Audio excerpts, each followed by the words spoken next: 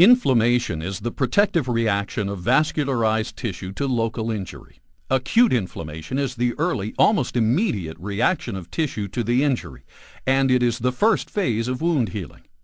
Acute inflammation can be triggered by cell or tissue damage or by the presence of dead cells or noxious agents such as bacteria. Acute inflammation typically occurs before the immune response becomes established and aims primarily at removing the injury-causing agent and limiting the extent of tissue damage. Acute inflammation occurs in two overlapping stages, vascular and cellular. In the vascular stage, arterioles and venules near the site of injury constrict briefly, then dilate.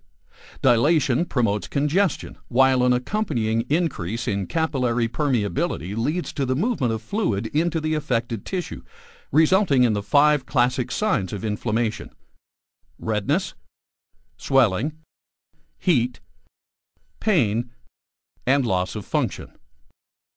As fluid leaves the capillaries, the blood remaining in circulation becomes more viscous, it flows more slowly, and clotting occurs.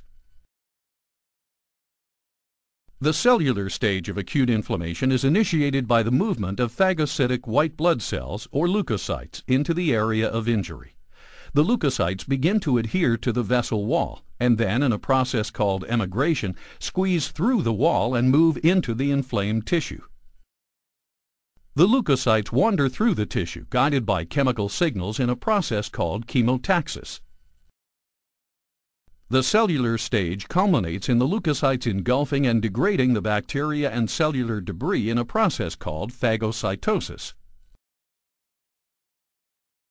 Products of phagocytosis, along with plasma and blood cells, form exudates, which accumulate, causing swelling and pain.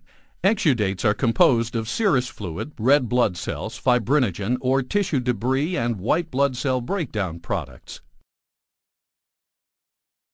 Concurrent with the events of the vascular and cellular stages, chemical mediators release bioactive agents that act to mediate the inflammatory response. Mediators are derived from the cells or from plasma. One of the first mediators of an inflammatory response is a cell-derived mediator, histamine, found in high concentrations in the mast cells of connective tissues adjacent to blood vessels, as well as in blood basophils and platelets. Histamine is released in response to a variety of stimuli and causes dilation and increased permeability of capillaries. Serotonin, another cell-derived mediator, performs similar actions.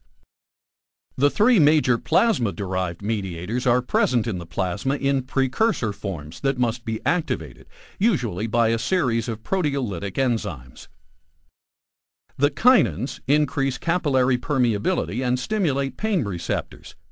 The clotting system traps exudates, microorganisms, and foreign bodies.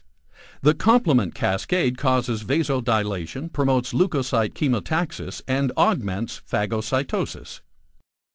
Acute inflammation comprises a variety of complex protective responses to injury that, together, lay the groundwork for the next stages of the body's recovery: immune response and tissue repair.